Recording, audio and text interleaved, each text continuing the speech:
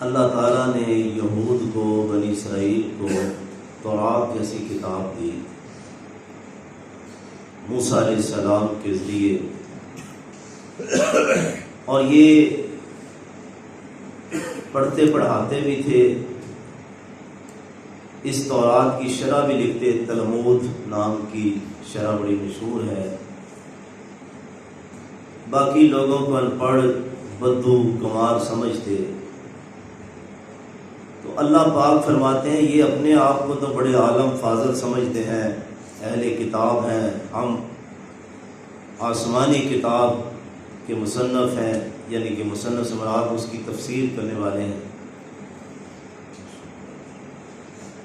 عمل نہیں کرتے تھے، سود کھاتے تھے، اللہ کی کتاب کو اپنی مرضی سے ڈھال لیتے، تحریف کرتے تھے۔ اسی طرح دوسری قوموں کا مال اپنے لیے حلال سمجھتے تھے کہ غیر بنی اسرائیل کا سب کچھ ہمارے لیے حلال ہے، اپنے آپ کو اللہ کی بڑی چہیتی قوم سمجھتے، اور پھر حضرت محمد رسول اللہ صلی اللہ علیہ وسلم کے بارے میں جو واضح بشارتیں تھیں وہ نہیں مانتے تھے، تو مرضی کی باتیں مان لیتے تھے، جس طرح سورہ بقرہ میں بھی ہے نا، افتؤمنون ببعض الکتاب وتکفرون ببعض، اللہ کی کتاب کی کچھ حصوں کو مان لیتے ہو، کچھ کا انکار کرتے ہو، تو اصل میں تو مرضی اپنی چل رہی ہے، اللہ کی تو کوئی نہیں۔ جس میں فائدہ وہ مان لیا، جس میں لگتا ہے مشکل اس کو چھوڑ دیا۔ تو ایسے لوگوں کی مثال اللہ تعالیٰ فرماتے ہیں مثل الذین حملوا التوراۃ، مثال، ایگزامپل ان لوگوں کی جن کو اللہ نے حامل تورات بنایا، تورات جیسی عظیم الشان کتاب دی، ثم لم يحملوها، انہوں نے اس کو اٹھایا نہیں، یعنی کہ عمل نہیں کیا۔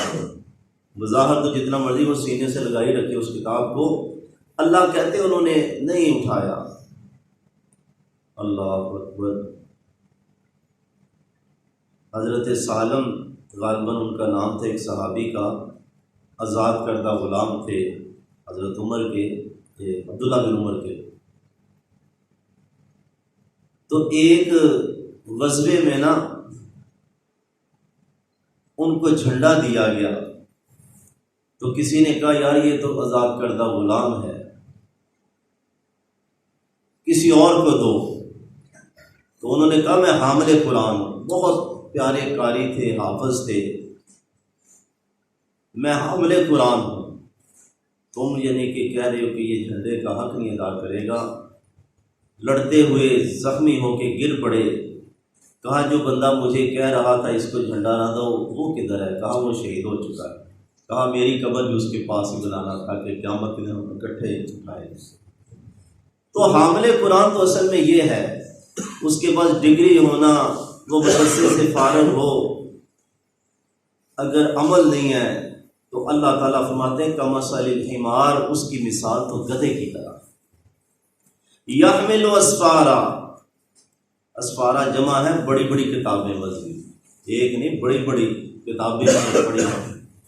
جس طرح گدھے کو کوئی معلوم نہیں کہ اس کے لیے اوپر علم و حکمت کے کیا خزانے لادے ہوئے ہیں،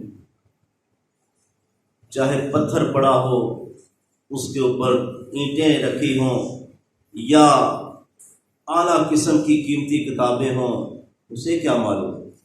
تو ان عالموں کی مثال تو گدھے کی طرح ہے۔ اللہ نے اپنی آسمانی کتاب کے اندر یہود کے عالموں کو کہا، اور اس امت کے علماء کو تنبیہ ہے کہ تم نے بھی اگر قرآن کے ساتھ یہی رویہ اختیار کیا، مرضی کا مسئلہ، تو پھر تمہاری مثال بھی اسی گدھے کی طرح ہے۔ دنیا اس کو عالم کہے، آسمان والا رب کہتا ہے یہ گدھے ہیں، گدھے۔ اللہ اکبر۔ بلکہ آگے بڑھ کر فرمایا بئس مثل القوم الذین کذبوا بآیات اللہ، بہت بری مثال ہے اس قوم کی جو اللہ کی آیات کو جھٹلاتی ہے۔ گدھا تو چلو اس کو فہم نہیں ہے، اس کو عقل اور شعور نہیں ہے، اس لیے معذور ہے، بھئی یہ تو ساری چیزیں جانتا ہے، اس کا تو دماغ بھی کام کرتا ہے، یہ عقل اور شعور ہے، یہ پڑھتا پڑھاتا ہے کتابوں کو تو پھر بھی عمل نہیں کرتا، یہ تو گدھے سے بھی بدتر ہے، وہ معذور ہے، یہ مجرم ہے۔ لا واللہ لا یہدی القوم الظالمین، اللہ ظالم قوم کو ہدایت نہیں دیتا۔ سب سے بڑھ کر تو یہودی علماء کو کلمہ پڑھنا چاہیے تھا۔ کہتے کہ مدینے کے لوگ اگر زیادہ جلدی مسلمان ہوئے تو اس کی ایک یہ بھی وجہ تھی کہ مدینے کے اندر یہودی عالم تھے، انہوں نے بشارتیں آخری نبی کے بارے میں پھیلا رکھی تھیں اور مدینے کے لوگ وہ سنتے تھے، اور اس لیے رسول اللہ صلی اللہ علیہ وسلم کے آنے پہ یہ جلدی کلمہ پڑھ لیا اور ان کو ضد لگ گئی کہ یہ تو ہمارے خاندان میں سے نہیں آیا۔ تو جو عالم عمل نہیں کرتا، رسول اللہ صلی اللہ علیہ وسلم نے فرمایا کہ جہنم کے اندر جس طرح آنتیں اس کی نکلی ہوئی ہوں گی اور وہ چکر کاٹ رہا ہوگا، جس طرح گدھا رہٹ کے گر چکر کاٹتا ہے، تو مجرم لوگ اس کے پاس آئیں گے، حضرت صاحب آپ بھی ادھر، وہ کہے گا میں تمہیں تو مسئلہ بتاتا تھا، خود عمل نہیں کرتا تھا۔ اللہ تعالیٰ علم بھی دے اور عمل کی بھی توفیق عطا فرمائے، آمین و آمین۔